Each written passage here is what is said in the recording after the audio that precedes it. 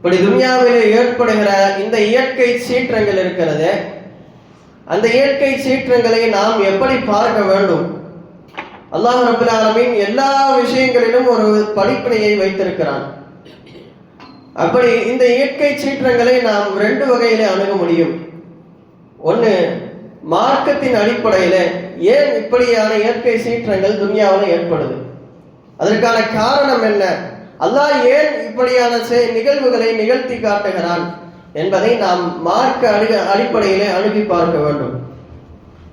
அப்படி மார்க்க அடிப்படையிலே நாம் அணுகி பார்க்கிற பொழுது இப்படியான இயற்கை சீற்றங்கள் நடப்பதற்கு யார் காரணம், என்ன காரணத்தினால இப்படி நடக்குது அப்படின்னு சொல்லி நாம் யோசித்து பார்க்கிற பொழுது, ஆராய்ந்து பார்க்கிற பொழுது, இப்படியான இயற்கை சீற்றங்கள் நடப்பதற்கு நாமே காரணமாக இருக்கிறோம். அது பக்கத்து ஊர்ல நடந்தாலும் சரி, பக்கத்து மாநிலத்தில் நடந்தாலும் சரி, எங்க நடந்தாலும் சரி, இந்த ஒட்டுமொத்த மனித சமுதாயம் தான் இப்படியான இயற்கை சீற்றங்கள் நடப்பதற்கு, இயற்கை பேரிடர்கள் நடப்பதற்கு காரணமாக இருக்கிறது. ஏன் நிலச்சரிவு ஏற்படுறதுக்கும் நிலநடுக்கம் ஏற்படுறதுக்கும் நம்ம எப்படி காரணமாக முடியும்?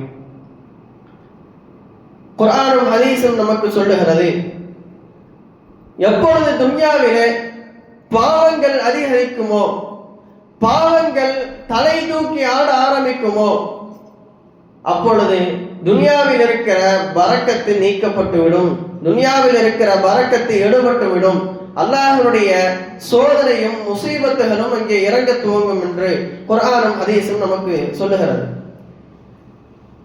இன்னைக்கு எவ்வளவு பாவங்கள் துன்யாவிலே திரும்புகிற இடமெல்லாம் பாவம், எவ்வளவுக்கு எவ்வளவு பாவங்கள் செய்ய வேண்டுமோ அது இன்னைக்கு டெக்னாலஜிகள் வளர்ந்த பின்னாடி இன்னும் நிறைய அதிகமாக பாவங்கள், நேரில் நடக்கிற பாவங்கள் பத்தாதனே ஆன்லைன்ல நிறைய பாவங்கள், சூதாட்டமாக இருக்கட்டும், விபச்சாரமாக இருக்கட்டும், ரொம்ப எளிமையாக சாதாரணமாக இன்றைக்கு நடந்து கொண்டிருக்கிறது.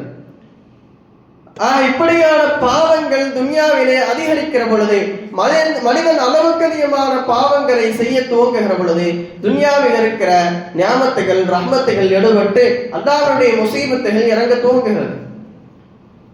இது அல்லாஹ் ரொம்ப தெளிவாக குர்ஆன்ல சொல்றான், வமா அஸாபக்கும் மின் முஸீபத்தின் ஃபபிமா கஸபத் ஐதீக்கும் என்று அல்லாஹ் சொல்லுகிறான். உங்களுக்கு ஏற்படுகிற இந்த சோதனைகள் முசீபத்துகள் என்பது அது நீங்களாக உங்கள் கரங்களால் சம்பாதித்துக் கொண்டது என்று அல்லாஹ் சொல்லுகிறான். இன்னும் சில வசனங்களிலே அல்லாஹ் இதே கருத்தை சுமந்துள்ள சில வசனங்களை அல்லாஹ் பேசுகிறான். அப்ப எவ்வளவு பெரிய முசீபத்துகள் வந்தாலும் மார்க்கத்தின் அடிப்படையிலே நாம் அதை அணுகி பார்க்கிற பொழுது, ஆராய்ந்து பார்க்கிற பொழுது நம்முடைய பாவங்கள் அதிகமாக அதற்கு காரணமாக இருக்கிறது. இன்றைக்கு அல்லாஹும் ரசூலும் ஏவிய விஷயங்களை நாம் எவ்வளவு செய்கிறோம்? அல்லாஹ் ரசூல் நமக்கு எவ்வளவு விஷயங்களை ஏவி இருக்கிறார்கள், மார்க்கம் நமக்கு எவ்வளவு விஷயங்களை ஏவி இருக்கிறது, எப்படியெல்லாம் நம்மை நடக்க வேண்டும் என்று சொல்லி இருக்கிறது, அதிலே எத்தனை போதனைகளை எத்தனை கட்டளைகளை நாம் இன்றைக்கு பின்பற்றி நடக்கிறோம் என்பதை நம்மை நாமே ஒவ்வொருவரும் கேட்டுக்கொள்ள வேண்டும். எவ்வளவு விஷயங்கள் மார்க்கம் சொல்லுது. முதலாவதாக மார்க்கம் ரொம்ப வலியுறுத்தி சொல்லுகிறார், ரொம்ப ஸ்ட்ரிக்டா சொல்ற ஒரு விஷயம் தொழுகை. அகீமுஸ் ஸலா என்ற குர்ஆனிலே நெடுகிலும் அல்லாஹ் சொல்லுகிறான், தொழுகை நிலைநாட்டுங்கள் என்று அல்லாஹ் 70க்கும் மேற்பட்ட இடங்கள்ல குர்ஆன்ல பேசுறான். தொழுகை தொழுகை தொழுகைன்னு அல்லாஹ் குர்ஆன்ல 70க்கும் மேற்பட்ட இடங்கள்ல சொல்றான். ஆனால் நம்மிலே எத்தனை நபர்கள் ஐங்கால தொழுகையை சரியாக நிறைவேற்றுகிறோம்? நமக்கு எல்லாம் பரக்கத்து அப்படியே கொட்டணும், வானத்தை வந்து கொட்டணும், ஆனா தொழுக மாட்டோம். வாரத்தினோட தான் ஜும்மாக்கு வந்தா போதும், வருஷத்துல 2 நாள் ஈது தொழுதா போதும். இப்படியான மனோநிலை ஏன் நமக்கு வருகிறது? எல்லாம் வேணும், ஆனா அல்லாஹ் எல்லாத்தையும் நமக்கு தந்துகிட்டே இருக்கணும், ஆனா நம்ம அல்லாஹ்வுக்கு எதுவும் செய்ய மாட்டோம் அப்படின்னா இது எந்த ஒரு நியாயம்? சாதாரண மனிதனை பொறுத்த வரைக்கும் ஒருத்தருக்கு நம்ம ஏதாவது ஒரு உதவி செய்யறோம் அப்படின்னா அந்த உதவிக்கு அவன் நன்றியோடு நடந்தா தான் அடுத்தடுத்து நாம் நிறைய உதவிகளை அவருக்கு செய்வோம்.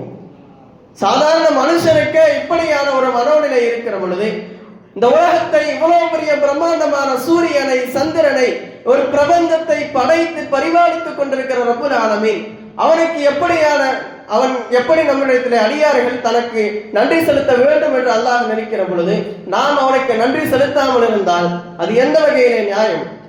அல்லாஹ் சொல்லுகிறான், லைன் ஷக்கர்தும் லஅஸீதன்னக்கும், நீங்கள் நன்றி செலுத்தினால் உங்களுக்கு நான் அதிகப்படுத்தி தருகிறேன் என்று சொல்லுகிறான். ஆனா இன்னைக்கு அல்லாஹ்வுக்கு நன்றி செலுத்துவதற்கு நமக்கு வருத்தம், 5 வக்து தொழுகை தொழுவதற்கு வருத்தம். அப்ப மார்க்கம் இந்த அளவுக்கு அல்லாஹ் ரப்பல் ஆலமீன் குர்ஆனிலே வலியுறுத்தி சொல்லுகிறான். நபி ஸல்லல்லாஹு அலைஹி வஸல்லம் பல நேரங்களில் ஹதீஸிலே வலியுறுத்தி சொல்லி இருக்கிறார்கள். அதற்கு பின்னால் வந்த சஹாபாக்களும் குலஃபாயே ராஷிதீன்களும் தொழுகையை மிக ஸ்ட்ரிக்டா வலியுறுத்தி சொல்லியிருக்காங்க. ஹஜ்ரத் உமர் ரலியல்லாஹு அன்ஹு அவருடைய ஆட்சி காலத்துல அவங்களுக்கு கீழே இருக்கக்கூடிய கவர்னர்களுக்கு லெட்டர் எழுதுகிற பொழுது அவங்க முதலாவதா சொல்ற விஷயம், தொழுகையை சரியான நேரத்தில் பேணிக் கொள்ளுங்கள். நீங்க இப்படி ஆட்சி செய்யணும் அப்படி ஆட்சி செய்யணுங்கிறதெல்லாம் பேசுறதுக்கு முன்னாடி எல்லா கவர்னர்களுக்கும் லெட்டர்ல முதலாவதாக எழுதுற விஷயம், தொழுகையை நீங்கள் பேணிக் கொள்ளுங்கள் என்று சொல்வதுதான். அதே போல நாம் சஹாபாக்கள் பல நபர்களுடைய வாழ்க்கை வரலாறுகளை நாம் எடுத்து பார்க்கிற பொழுது பல சலஃபு சாலிஹீன்களாக இருக்கட்டும், சஹாபாக்களாக இருக்கட்டும், அவர்களுடைய மரணம் என்பது தொழுகையில் தான் நிகழ்ந்திருக்கிறது.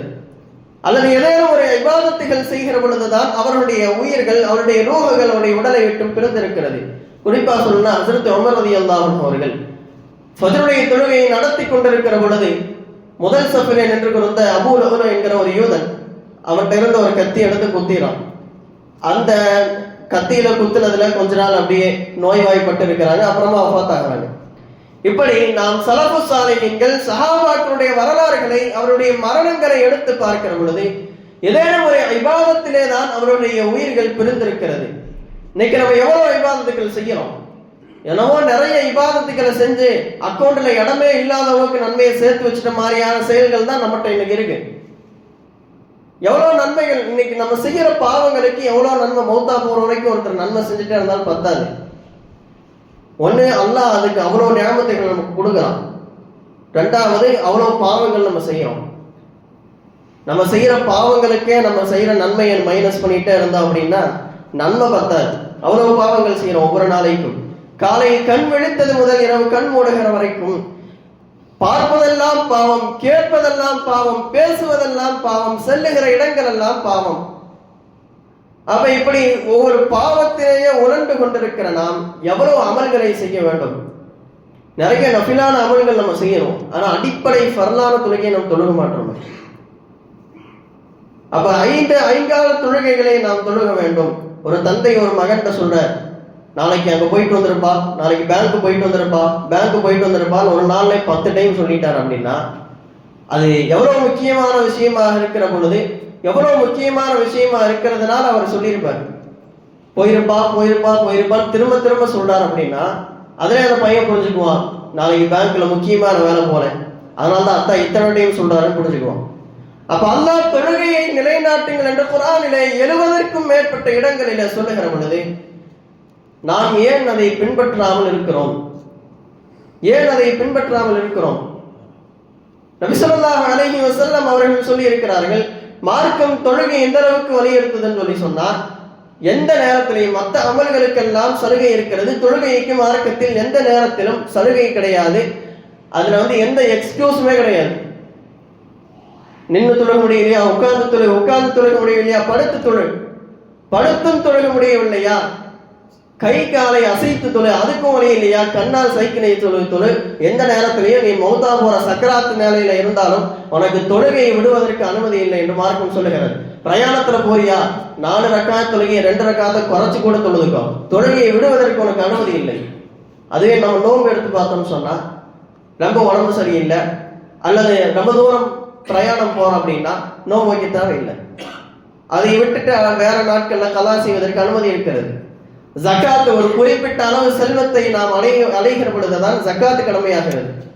அதே போல ஹஜ்ஜுக்கும் சில நிபந்தனைகள், அந்த நிபந்தனைகள் இருக்கிற பொழுது ஹஜ் நம்மின் மீது கடமையாகிறது. ஆனால் தொழுகைக்கு எந்த நேரத்திலும் ஒரு முஃமின் பாலிகானதிலிருந்து அவன் கர்கராவில இருக்கிற கடைசி நேரத்துல கர்கராவில ஒரு உயிர் இழுத்துட்டு இருக்கும் பொழுது பாங்கு சொல்லப்படுதுன்னு சொன்னாலும் அந்த நேர தொழுகையும் அவன் மீது கடமை. அப்படி யாராச்சும் ஒருத்தரே சக்கராத்துடைய நிலையில அப்படியே படுத்த படுக்கையா இருக்கிறார், பாங்கு சொன்னாங்க, அந்த வக்து தொழுகையை தொழுகாமலே அவர் மௌத்தா போயிட்டார் அப்படின்னா அவரு அந்த விட்டு அந்த கடைசி வாழ்க்கை ஃபுல்லா நல்லா தொழுதவர், 5 நேரம் விடாம தொழுதிருக்காரு வாழ்க்கை ஃபுல்லா, இந்த கடைசியில மரணப்படுக்கையில் இருந்தனால பாங்கு சொல்லும் பொழுது அவரால் தொழுக போக முடியல, மூத்தாயிட்டார். இப்ப அவர் விட்ட அந்த ஒரு தொழுகைக்காக வேண்டி அவருடைய பிள்ளைகள், அவருடைய வாரிசுகள் ஃபிதியா கொடுக்க வேண்டும். ஒரு குறிப்பிட்ட தொகை இருக்குது, அது ஒரு கணக்கு. அதை ஏழைகளுக்கு சதகா செய்ய வேண்டும். ஒரே ஒரு வக்து தொழுகை, வாழ்க்கை ஃபுல்லா தொழுதார், ஒரு வக்து தொழுகல, அதுவும் சக்கராத்தில் இருந்தனால தொழுகல, அந்த வக்து தொழுகைக்காக ஃப்ரீயா கொடுக்கணும். அப்ப இன்னைக்கு நம்முடைய வாழ்க்கையில் எவ்வளவு தொழுகையை நம்ம மிஸ் பண்றோம், எவ்வளவு தொழுகைகளை நாம் பாங்கு சொல்ற சத்தம் காதிலை கேட்டும் எத்தனையோ நபர்கள் பள்ளிக்கு வராம இருக்கிறாங்க. இது ரெண்டு வகையா நம்ம புரிஞ்சுக்கலாம். ஒண்ணு, அவர்களுக்கு தொழுகைக்கு வருவதற்கான எண்ணம் இல்லை அப்படிங்கிறத நம்ம புரிஞ்சுக்கலாம். அல்லது அல்லாஹு தஆலா அமல் செய்வதற்கான, தனக்கு சஜிதா செய்வதற்கான கொடுப்பினையை அவர்களிடத்திலிருந்து நீக்கி விட்டான் அப்படிங்கிறதை புரிஞ்சுக்கலாம். ரெண்டு வகையிலையும் இதை புரிஞ்சுக்கலாம். அப்ப அல்லாஹ் பாதுகாக்க வேண்டும். எவ்வளவு முடியுமோ எந்த நேரத்திலும் தொழுகையை விடாமல் நாம் அந்த தொழுகையை சரிவர நிறைவேற்ற வேண்டும். தொழுகையை விடுபவர்கள் குறித்து ஹதீஸிலே ஏராளமான எச்சரிக்கைகள் வந்திருக்கிறது. தொழுகையை விட்டா நாளை கபரில் அஷ்ஷுஜாஉல் அக்ரா என்கிற ஒரு பாம்பு, ஒரு பெரிய பாம்பு வரும். அதனுடைய நகங்கள் எல்லாம் இரும்பாலான நகங்களாக இருக்கும், அதனுடைய கண்ணு நெருப்பாலானதாக இருக்கும். நாளை கபரில் நம்மளை அடக்கம் பண்ணிட்டு போனோடனே அந்த பாம்பு வரும். ஆனா ஷுஜாஉல் அக்ரா, நான் தான் ஷுஜாஉல் அக்ரா வந்திருக்கிறேன். நீ துனியாவில தொழுகை விட்டையா, காலையிலிருந்து மாலை வரைக்கும் ஃபஜ்ர் தொழுகை விட்டையா, ஃபஜ்ர்ல இருந்து லுஹர் வரைக்கும், லுஹர் விட்டியா, லுஹர்ல இருந்து அஸ்ர் வரைக்கும் நான் உன்னை அடித்து கொண்டே இருப்பேன் என்று அந்த பாம்பு அடிக்கும். 7 பூமி வரைக்கும் அந்த மனிதன் கீழே சென்று வருவான். இப்படி கியாமத் நாள் வரைக்கும் அவன் வேதனை செய்யப்பட்டு கொண்டே இருப்பான் என்பதாக கிதாபுகளில் எழுதுகிறார்கள். அப்ப அல்லாஹ்வுடைய இந்த எச்சரிக்கைகளை, இந்த வேதனைகளை எல்லாம் நாம் அஞ்சி நம்முடைய வாழ்க்கையிலே தொழுகையை சரியாக கடைபிடிக்க வேண்டும். ஒரு பெரியார் அவர்கள், ஒருத்தர், ஒரு ஷேக், அவருடைய சகோதரி மரணிச்சிடுறாங்க. அந்த சகோதரியை கொண்டு போய் கபரிஸ்தான்ல அடக்கம் பண்ணிட்டு திரும்பி வர்றாங்க. வர்ற வழியில பாக்கெட்டை தொட்டு பார்த்தா பர்ஸை காணோம். எங்கடா பர்ஸை காணாமேன்னு சொல்லி திரும்பியும் வந்த வழியில தேடிட்டு போறாங்க. கடைசியில பார்த்தா கபரிஸ்தான்ல அந்த பர்ஸு கிடக்குது. அதை கையில எடுத்துட்டு இப்படி அண்ணாந்து பாக்குறாங்க. அவங்க அடக்கம் பண்ணிட்டு வந்து அவருடைய சகோதரியுடைய கபரி நெருப்பால எரிஞ்சுக்கிட்டு இருக்கு. உடனே அவருடைய தாயார்கிட்ட ஓடி போய் கேட்டாங்க, இந்த மாதிரி இப்படி ஒரு காட்சியை நான் பார்த்தேன், என்னுடைய சகோதரி வீட்டில இருக்கிற பொழுது என்ன செய்வாள் என்று கேட்கிற பொழுது அந்த தாயார் சொன்னார்கள், உடைய சகோதரி தொழுவாள், சரியாக தொழுவாள், ஆனால் நேரம் தவறி தொழுவாள். தொழுகை அதற்குரிய வக்தில தொழுகாம லேட்டா தொழுவாள். அதன் காரணமாகத்தான் அல்லாஹ் இப்படியான ஒரு வேதனையை உன்னுடைய சகோதரிக்கு தந்திருக்கிறான் என்று சொல்லிவிட்டு அந்த தாயார் அழுது கொண்டே சொன்னார்கள், தொழுகையை தாமதித்து தொழுத என் மகளுக்கே இந்த நிலை என்றால் துன்யாவிலே தொழுகாமலேயே வாழ்க்கையை கழிப்பவர்களின் நிலை என்னவாக இருக்குமோ என்று அந்த தாயார் அழுது கொண்டே சொன்னார்கள். அப்ப நாம் இன்றைக்கு தொழுகையை மிக அலட்சியப்படுத்தி கொண்டிருக்கிறோம். ஹையால ஸலா என்று, ஹையால் ஃபலா என்று முஅத்தின் பள்ளியிலே பாங்க சொல்லுகிறார். அதையெல்லாம் கேட்டும் பள்ளிக்கு வருவதற்கான மனம் இல்லை என்றால் அப்ப நம்மளை என்னன்னு சொல்றது, என்ன பேர் சொல்றது? நமக்கு அல்லாஹ் எவ்வளவு நியாமத்துகளை கொடுத்திருக்கிறான். நாம் பிறந்ததிலிருந்து துனியாவிலே அல்லாஹ் கொடுக்கிற நியாமத்தை அனுபவித்து தான் வாழ்கிறோம். தொழுகை இல்லைன்னா அப்புறம் என்ன வாழ்க்கையை நம்ம வாழ்றோம்? நேரம் தவறி தொழுபவர்களுக்கு இந்த நிலைமை என்றால் தொழுகாமலேயே வாழ்க்கையை கழிப்பவர்கள் என்ன நிலையில் இருப்பார்கள் என்பதை அஞ்சி பயந்து தொழுகையை பேணிக் கொள்ள வேண்டும். எல்லாம் இறைவன் நம்மை பாதுகாக்க வேண்டும். சரி, தொழுகிறோம். சிலர் தொழுகிறது இல்லை, சில பேர் தொழுகிறோம்.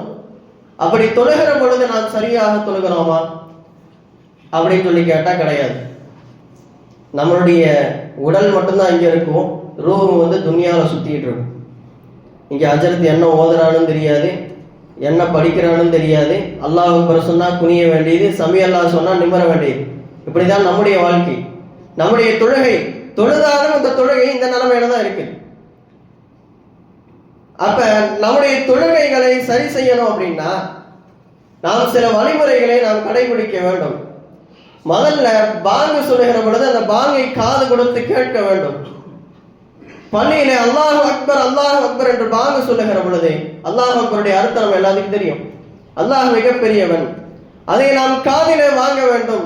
அல்லாஹ் மிக பெரியவன், என்னை விட பெரியவன், என் மனைவி மக்களை விட, என் பெற்றோரை விட, நான் செய்து கொண்டிருக்கிற இந்த வேலையை விட, என்னுடைய முதலாளியை விட, நான் சம்பாதிக்கிற காசு பணங்களை விட அல்லாஹ் தான் சிறந்தவன் என்கிற அந்த எண்ணம் உள்ளத்திலே வந்து விட்டது என்று சொன்னால் ஆட்டோமேட்டிக்கா நம்ம எல்லாத்தையும் போட்டுட்டு தொழுகைக்காக வந்து விடுவோம். இன்னைக்கு நிறைய நபர்களுக்கு தொழுகையில சிந்தனை இல்லாமல் போறதற்கான காரணம், பாங்க சொல்லுவாங்க, இப்பதானே பாங்க சொல்லியிருக்காங்க, 10 நிமிஷம் இருக்கு போய்க்கலாம், 5 நிமிஷம் இருக்கு போய்க்கலாம்னு சொல்லி அப்படியே லேட் பண்ணி டக்குன்னு வாட்ச் போவார். ஐயோ இன்னும் நேரம் தொழுகை நடந்துட்டு இருக்குமேன்னு ஓடி வருவார். வேகமா வந்து அரைகுறையா உணவு செஞ்சுட்டு வந்து இப்படி நிற்கும் பொழுது வேலையை பாதியிலே விட்டுட்டு வந்துட்டோமேன்னு சொல்லி சிந்தனை எல்லாம் அங்கதான் இருக்கும். கடைசியில இவருடைய தொழுகை இவருக்கு சிந்தனை இல்லாத தொழுகையாகவே போயிடும். அப்ப தொழுகைக்கு சில நிமிடங்களுக்கு முன்னாலேயே நாம் வர வேண்டும். பாங்கு சொல்லுகிற பொழுது பாங்கை நாம் காது கொடுத்து கேட்க வேண்டும். எப்படியெல்லாம் நாம் சில வழிமுறைகளை பின்பற்றினால் மட்டுமே தொழுகையிலே நம்மால் சரியான மனதோடு உள்ளச்சத்தோடு நாம் தொழுக முடியும். இரண்டாவது, சுத்தம் ஒரு காரணம். நாம் செய்கிற ஒது, நாம் கழிவறைக்கு சென்று விட்டு நாம் எப்படி அதை சுத்தம் செய்கிறோம் என்பதையெல்லாம் பொறுத்து நம்முடைய தொழுகையில இருக்கிற சிந்தனைகள் மாறும். இன்னைக்கு நம்மள நிறைய பேர்த்துக்கு பாத்ரூம் போனா எப்படி சுத்தம் செய்யறதுன்னே தெரியும். மார்க்கம் எல்லாத்தையும் ரொம்ப அழகா வழிகாட்டிருக்கு, ஆனா நமக்கு தெரியறது இல்லை. ஏன்னா பள்ளியோட தொடர்புல எல்லாம் தெரியறது இல்லை. பள்ளியோட தொடர்புல இருந்தா சரியாக தொழுகைக்கு வந்தா 4 விஷயங்கள் தெரிஞ்சுக்கலாம். நம்ம ஃபஜ்ருக்கு பின்னாடி அசருக்கு பின்னாடி நிறைய விஷயங்கள் சொல்றோம். பல பள்ளிகள்ல தாலீம்கள் படிக்கிறாங்க, இப்படி பல விதங்கள்ல மார்க்க போதனைகளை சொல்லிட்டே இருக்கிறாங்க. பள்ளிக்கே வாரத்துல ஒரு நாள் ஜும்மாவுக்கு வந்தா ஒண்ணுமே தெரியாது. அந்த ஜும்மாவுக்கும் சில பேர் பயான்லாம் முடிகிற கட்டத்துல வருவாங்க. நம்ம வர்றதே வாரத்துல ஒரு நாள், அதையாவது சீக்கிரம் வரலாம்ல. நம்ம இங்க மிம்பர்ல நிற்கும் போதுதான் பாதிகள் தலைதறிக்க ஓடி வருவாங்க. குத்துபா என்பது தொழுகையினுடைய 2 ரக்காத்திற்கு சமம். நம்மெல்லாம் யோசிச்சு பார்த்துருக்கிறோமா? மற்ற நாள்லாம் லுஹர் 4 ரக்காத் தொழுகிறோம், ஏன் ஜும்மா மட்டும் 2 ரக்காத் தொழுகிறோம்?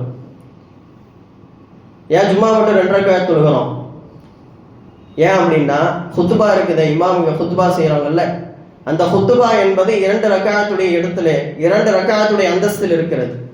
அதனால்தான் குத்துபா ஓதுகிற பொழுது தொழுகையில் நாம் எப்படி மௌனமாக இருப்போமோ அந்த மாதிரி குத்துபா ஓதுகிற பொழுது மௌனமாக இருக்க வேண்டும். யார்கிட்டையும் பேசக்கூடாது. பக்கத்தில் இருக்கவங்களை பார்த்து இப்படி காட்டினா கூட அவருடைய அந்த குத்துபா என்பது பாலாகி போய்விடும், அவர் நன்மை இழந்து விடுவார். அப்ப குத்துபா ஓதுகிற பொழுது நாம் மௌனமாக தொழுகையில எப்படி யாருக்கிட்டையும் பேசாம எங்கேயும் திரும்பி பார்க்காம எப்படியே இருப்போமா, குத்துபா ஓதி முடிக்கிற வரைக்கும் அப்படித்தான் இருக்கணும். குத்துபா என்பது 2 ரக்காத் தொழுகையினுடைய அந்தஸ்தில இருக்கிறது. அது 2 ரக்காத்து, இங்க தொழுகக்கூடிய 2 ரக்காத், மொத்தம் 4 ரக்காத்து. இன்னைக்கு இது தெரியறது இல்லை. நிறைய பேர் குத்துபா ஓதி முடிச்சு அல்லாஹ் அக்பர் தக்பீர் கட்டும் போதுதான் ஓடி வராங்க.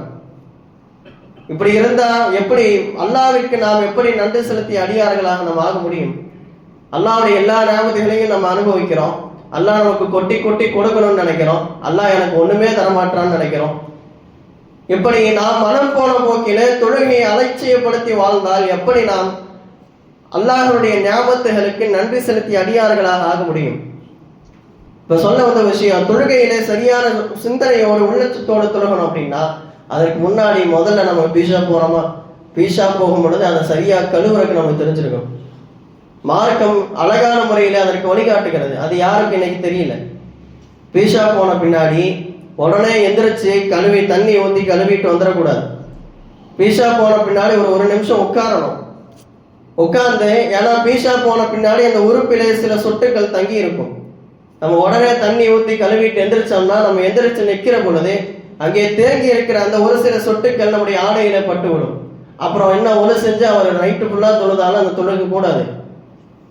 அப்ப என்ன பண்ணணும், ஒரு நிமிஷம் உட்காரணும். பொறுமையா உட்கார்ந்து அந்த உறுப்பை நீவி விடணும். உள்ளுக்குள்ள இருக்கிற தங்கி இருக்கிற அந்த சில சொட்டுக்கள்லாம் வெளியே வந்துடும். அப்படியும் வரல அப்படின்னா கணக்கணும், அப்படி சொல்லி கணக்கணும் அல்லது இருமணும். அப்படி செய்கிற பொழுது உள்ள தங்கி இருக்கிற அந்த ஒரு சில சொட்டுக்கள் அந்த டிராப்லாம் வெளியே வந்துடும்.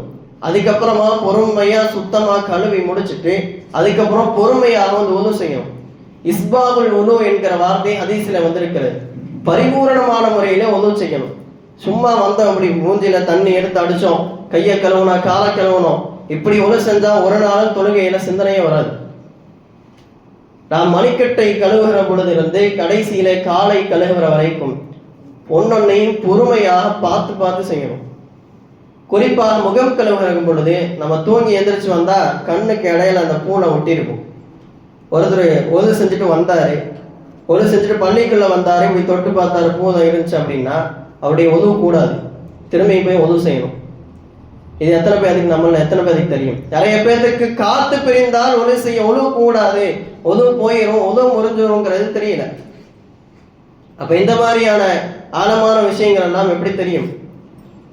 அப்ப கண்ணிலே பூனை இருந்தது அப்படின்னா அதையெல்லாம் சரியாக துடைத்து அதையெல்லாம் சுத்தம் செஞ்சு அதுக்கப்புறமாக முகத்தை கழுவ வேண்டும். சும்மா ஏனோ தானோ முகத்தை தண்ணி அடிச்சு கழுவிட்டு வந்தா அந்த உதவும் கூடாது, அதற்கு பின்னால் தொழுகிற தொழுகையும் கூடாது. ரெண்டாவது, முகம் கழுவுகிற பொழுது ஒரு 3 இடங்கள்ல தண்ணி சரியா படாது, என்னதான் கழுவுனாலும் படாது. நாம் அதை பார்த்து பார்த்து அந்த இடத்துல தண்ணி படுற மாதிரி கழுவணும். முதல் இடம் இந்த 2 கண்ணுடைய இடுக்கு பகுதி, இந்த இடத்துல இருக்க அணுக்கை எல்லாம் சுத்தம் செஞ்சு நம்ம தான் அங்கே தண்ணி போற மாதிரி கழுவணும். ரெண்டாவது, இந்த மூக்கன் தண்டுகள், இந்த இடத்துல தண்ணி படாது, படுற மாதிரி நமக்கு தெரியும்னா படாது, அந்த இடத்துல தண்ணி படுற மாதிரி நம்ம தான் சரியா கழுவணும். அதுக்கப்புறம் முகம் கழுவக்கூடிய அளவு இந்த நெற்றி முடியிலிருந்து தொண்டைக்குழி வரைக்கும், இந்த பக்கம் அகலம் 2 காதலுடைய சோனை வரைக்கும் முழுக்க இந்த இடம் முழுக்க அப்படியே கழுவணும். எந்த இடத்துலயாவது சின்னதா ஒரு டாட் அளவுக்கு தண்ணி படலைன்னா அந்த உதவும் கூடாது, அதற்கு பின்னால் இருக்கிற தொழுகையும் கூடாது. அப்ப இந்த மாதிரி அரைகுறையாக உணவு செய்து விட்டு நாம் தொழுகிற பொழுது என்னதான் ட்ரை பண்ணாலும் நம்முடைய உள்ளம் என்பது தொழுகைக்குள்ள வராது. ஷைத்தான் அந்த அசுத்தத்தை வைத்து நம்முடைய திசையை திருப்பி விடுவான், நம்முடைய சிந்தனையை அவன் திருப்பி விடுவான். அதனால தொழுகையிலே சிந்தனை இல்லாமல் போகும். எனவே நாம் சுத்தம் செய்கிற பொழுது அதை சரியான முறையிலே சுத்தம் செய்ய வேண்டும். இப்படி தொழுகைக்காக மார்க்கம் இந்த அளவிற்கு வலியுறுத்தி சொல்லி இருக்கிறது. தொழாதவர்களுக்கு இப்படியான தண்டனைகள் கிடைக்கும் என்று சொல்லி இருக்கிறது. அப்படி நாம் தொழுதாலும் கூட இப்படி உள்ளச்சத்து இல்லாமல் கொஞ்சம் கூட இறையச்சம் இல்லாதவர்களாக நாம் தொழுகிறோம். இதையெல்லாம் நாம் கருத்திலே கொண்டு இந்த நம்மிடத்திலே இருக்கிற குறைகளை எல்லாம் சரி செய்ய வேண்டும். தொழுகையே இல்லாதவர்கள் தயவு செய்து தொழுகைக்கு வர வேண்டும். 5 நேர தொழுகை இல்லைன்னா என்ன சம்பாரிச்சு எந்த பிரயோஜனமும் கிடையாது. அறிஞர் பெருமக்கள் அது எழுதுவார்கள் கிதாபுலே, யாரு காசு பணம் சம்பாதிக்கிறதுக்காக வேண்டி காசு பணத்தை பார்த்துக்கிட்டே தொழுகையை விட்டுட்டாரோ நாளை மறுமையில அவர் காரோனோடு எழுப்பப்படுவார்.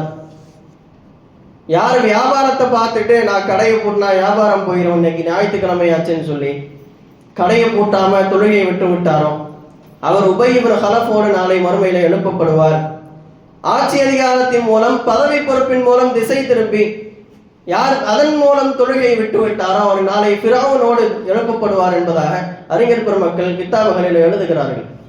ஆக தொழுகை குறித்து இப்படியான எச்சரிக்கைகள் வந்திருக்க நாம் 5 வேளை தொழுகைகளை விட்டால் அது இதெல்லாம் தெரிஞ்சும் எத்தி வைக்க வேண்டிய கடமை நமக்கு இருக்கிறது. நான் எல்லாத்தையும் சொல்லிட்டேன். இதையெல்லாம் தெரிந்தும் யாராவது தொழுகைக்காக வரவில்லை என்று சொன்னால் அதுக்கப்புறம் அவருடைய நிலை என்னவென்பதை அவரவர் தங்களை தாங்களே கேட்டுக்கொள்ள வேண்டும். இதுக்கு மேல நான் போய் சொல்ல வேண்டிய அவசியம் இல்லை. இவ்வளவு தூரம் நான் சொல்லிட்டேன். கபரில் இவ்வளவு வேதனைகள் நடக்கும். சுஜாவுல் அத்ரா என்கிற பாம்பு அவரை தலையிலே அடித்து கயாமத்து நாள் வரைக்கும் அவரை தண்டனை செய்து கொண்டே இருக்கும் என்று சொல்லிவிட்டேன். இதெல்லாம் நிறைய வேதனைகள் இருக்கிறது. அதையெல்லாம் சொன்னா இங்க டைம் பத்தாது, இன்னும் நிறைய விஷயங்கள் சொல்ல வேண்டியது இருக்கு. அப்ப தொழுகை இல்லை என்றால் ஒரு மனிதனுடைய வாழ்க்கையில அவன்கிட்ட எவ்வளவு காசு பணம் சொத்து செல்வம் இருந்தாலும் அதெல்லாம் ஒண்ணுமே கிடையாது, அதுல எந்த பறக்கத்துமே இருக்காது. தொழுதால் அல்லாஹ் தஆலா எல்லா பிரச்சனைகளையும் அவன் தீர்த்து வைத்து விடுவான் என்பதுதான் நிதர்சனமான உண்மை. சஹாபாக்கள் அவங்களுக்கு எவ்வளவு பெரிய சோதனைகள் ஏற்பட்ட பொழுதும் தொழுதுதான் அல்லாஹ்விடத்திலே உதவியை கேட்டிருக்கிறார்கள். எனவே நாம் தொழுகையை நிலைநாட்டுபவர்களாக ஆக வேண்டும். தொழுகை இல்லை என்றால் நாம் என்ன காசு பணம் சம்பாதித்தாலும் அதை நம்ம தொழுகையோடு ஈடுகட்ட முடியாது அப்படிங்கிறது தான் உண்மை. அப்ப நாம் தொழுகையை சரியாக நிறைவேற்ற வேண்டும். 2வது, நாம் நோன்பு வைக்கிறோம், நோன்பை நாம் சரியாக வைக்கிறோமா அப்படின்னு சொல்லி கேட்டா அதுவும் கிடையாது. நிறைய பேர் நோன்பு வச்சுட்டே சிகரெட் குடிக்கிறாங்க. கேட்டா மக்ரூஹ் தானே, அதெல்லாம் பிரச்சனை இல்லை, குடிக்கலாங்கிறாங்க.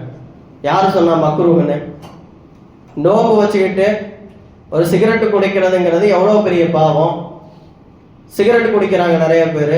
சில பேர் புறம் பேசுகிறார்கள். நான் போன வாரம் ஜும்மாவிலே சொன்னேன், ஷாஃபி மذஹபுடைய பெரும் இமாம்கள் சொல்லுகிறார்கள், நோன்பு வைத்துக் கொண்டு புறம் பேசினால் நோன்பு முறிந்துவிடும் என்று சொல்லுகிறார்கள். புறம் என்பது அந்த அளவிற்கு மிக கொடிய ஒன்று. அப்ப இன்னைக்கு நம்ம சர்வ சாதாரணமாக நோன்பு வைத்துக் கொண்டு அவரை பற்றி இவரை பற்றி, அவர் அப்படி பண்ணார் இப்படி பண்ணார் அங்க போனார் இங்க போனார்னு சொல்லி அடுத்தவர்களை பற்றி புறம் பேசுவதையே நாம் வாழ்க்கை முழுக்க ஒரு குறிக்கோளாக வைத்திருக்கிறோம். டீ கடையில போனா அடுத்தவங்க நியாயம், எங்கேயாச்சும் நடுவுல ரோட்ல பார்த்து பேசிக்கிட்டா அடுத்தவங்க நியாயம். இப்படி புறம் பேசுவதை என்னுடைய வாழ்க்கையில் ஒரு பகுதியாக ஆக்கி கொண்டோம். எனவே நோன்பு வச்சாலும் சரியா நோன்பு வைக்கிறதில்லை, தொழுகையும் சரியாக நிறைவேற்றதில்லை, ஜக்காத்தை சரியாக நிறைவேற்றுவதில்லை. நம்மளே ஜக்காத்து கடமையான ஏராளமான செல்வந்தர்கள் இருக்கிறார்கள். வருஷத்துல ஒரு முறை 40 ஒரு பங்கு குறைச்சா கொடுக்கறது எவ்வளவோ என்னென்னமோ செலவு பண்றாங்க இன்னைக்கு இருக்கிற செல்வந்தர்கள். வீணான செலவு எவ்வளோ, கல்யாணம் வச்சா அதுல வீணான செலவு, லட்சக்கணக்கில் செலவு. இன்னைக்கு நம்மளால நிறைய 1 கோடி செலவுல எல்லாம் நடத்துறாங்க கல்யாணம். அதுல என்னென்னமோ ஆடம்பர செலவுகள்லாம் பண்றாங்க. ஆனா அல்லாஹ்வுடைய பாதையில அல்லாஹ் நிறையாவெல்லாம் ஒன்றும் கேட்கல, 40 ஒரு பங்கு கேட்கறான். 40 ஒரு பங்கு கேட்கறான். 40 ரூபா வச்சிருந்தீங்கன்னா அதுல 1 ரூபா ஜக்காத் கொடுக்கணும்னு அல்லாஹ் கேட்கறான். இதை தருவதற்கு நிறைய பேருக்கு வருத்தம். சில பேர் இன்னைக்கு நிறைய செல்வந்தர்கள் வீட்டுல பூனை ஒண்ணு வச்சிருக்காங்க. அது அந்த பூனை பேர் என்னமோ ஒரு பேர் சொல்றாங்க. அந்த பூனை பாத்தீங்கன்னா சாதாரண சாப்பாடு போட்டாலும் சாப்பிடாது, அதுக்குன்னு தனியா ஃபுட் இருக்கு. அது மாசம் அந்த ஃபுட்டுக்கே ஒரு 4000-5000 ரூபாய் செலவாகும். அது இல்லாம அந்த பூனை பாத்தீங்கன்னா பாத்ரூம் போகிறது சாதா மண்ணுல போகாதாமா, அதுக்கு என்னமோ ஒரு மண் இருக்குது பெட் ஷாப்ல. அந்த மண்ணை வாங்கி டப்பால கொட்டி வச்சா அந்த மண்ணுல தான் அது பாத்ரூம் போகுமா. அந்த மண்ணு மாசம் அந்த மண்ணை மாத்தணும். அந்த மண்ணு ஒரு 2000-3000 வருது மாசம். இப்படி ஒரு சாதாரண பூனைக்காக வேண்டி இன்னைக்கு அதை ஜக்காத்து கொடுக்கும்போது நிறைய பேர் கேள்வி கேட்கறது என்னன்னா, நிறைய வித்தியாசமான கேள்விகள் கேட்கிறாங்க. அப்ப ஒரு சாதாரண பூனைக்காக வேண்டி ஒரு 7000-8000 ரூபாய் மாதம் செலவழிக்கிற நம்முடைய மக்கள் செல்வந்தர்கள், ஒரு ஏழை கணவனை இழந்த ஒரு ஏழை விதவை பெண் அவருடைய பக்கத்து வீட்டுல இருப்பாங்க. பொம்பளை பிள்ளைய வச்சுட்டு ஒருத்தவங்க திருமணம் செய்து கொடுப்பதற்கான வழி இல்லாமல், பொருளாதார இது இல்லாம அவங்க தங்களுடைய பிள்ளைய திருமணம் செய்து கொடுக்காம வச்சிருப்பாங்க. இப்படி ஒருவேளை உணவிற்கே வழி இல்லாத எத்தனையோ நபர்கள் தன்னை சுற்றி மஹல்லாவிலே இருக்கிற பொழுதும் அவையெல்லாம் கண்டுகொள்ளாமல் ஒரு பூனைக்காக வேண்டி மாதம் 7000 ரூபாய் 10,000 ரூபாய் செலவு செய்கிற நாம் அல்லாஹ்விற்கு முன்னால் சென்று என்ன பதில் சொல்ல போகிறோம்? ஜகாத் என்பது எவ்வளவு பெரிய கடமை. இன்றைக்கு உலகத்திலே இருக்கிற எல்லா செல்வந்தர்களும் சரியான முறையிலே ஜகாத்தை கொடுத்து விட்டால் உலகத்திலே ஏழைகளே இருக்க மாட்டார்கள். மார்க்கம் அந்த அளவிற்கு ஜகாத்தை அதற்காக தான் கடமையாக்கி இருக்கு. நபி ஸல்லல்லாஹு அலைஹி வஸல்லம் அவர்கள் சொன்னார்கள், மா மனஅகும் மின ஸகாத இல்லா இப்தலாஹுல்லாஹு பிஸ்ஸினீன். யாரு ஜகாத்தை எந்த சமுதாயம் தடுத்து விட்டதோ ஜகாத்தை கொடுக்காமல், அல்லாஹ் தஆலா பல வருடங்கள் அந்த சமுதாயத்தை பஞ்சம் பட்டினியால் சோதிப்பான் என்று நபி ஸல்லல்லாஹு அலைஹி வஸல்லம் அவர்கள் சொல்லி இருக்கிறார்கள். தொழுகை சரியில்லை, நோன்பு சரியில்லை, ஜகாத் சரியில்லை, நபியை பிரியப்படுகிறோம் என்று சொல்லுகிற நாம் நபி அவர்களின் சுன்னத்தை பேணுவதில்லை. நான் வெறுமனே மௌலூது ஓதுறதுனால மட்டும் நான் நபியை பின்பற்றுவர்களாக ஆக முடியாது. நபி அவர்கள் தாடி வைத்திருந்தால் எத்தனை நபர்கள் நம்மிலே தாடி வைத்திருக்கிறோம்? நபி அவர்கள் இரவு முழுக்க நான் அல்லாஹ்விற்கு நன்றி செலுத்தக்கூடிய அடியாராக ஆக வேண்டும் என்பதற்காக முன்பின் பாவங்கள் எல்லாம் மன்னிக்கப்பட்டவராக இருந்தும் கூட இரவு முழுக்க நின்று வணங்கி இருக்கிறார்களே. நாம் இன்றைக்கு அடிப்படை 5 வேளை தொழுகையை தொழுவதற்கு சிரமப்படுகிறோம்.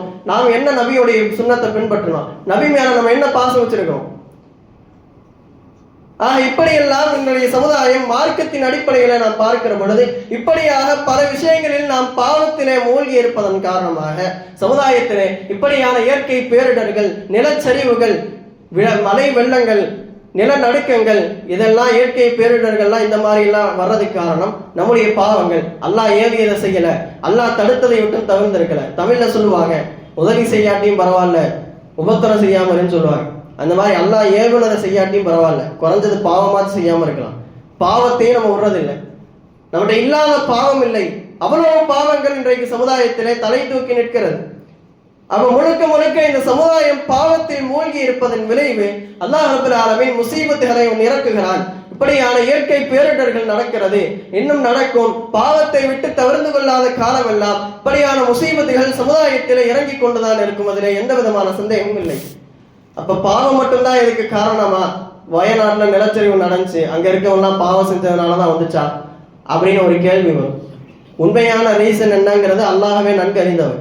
குர்ஆனும் ஹதீஸும் நமக்கு சொல்லுகிற செய்திகளை நாம் முன்னிறுத்தி பார்க்கிற பொழுது, துன்யாவிலே பாவங்கள் தலை தூக்குகிற பொழுது அல்லாஹ் ரப்பல் ஆலமீனுடைய புறத்திலிருந்து முசீபத்துகள் இறங்கும், பரக்கத்துகள் ரஹ்மத்துகள் எடுக்கப்படும், நிறுத்தப்படும் என்று குர்ஆனும் ஹதீஸும் நமக்கு சொல்லுகிறது. அதன் அடிப்படையில் பார்க்கிறோம்.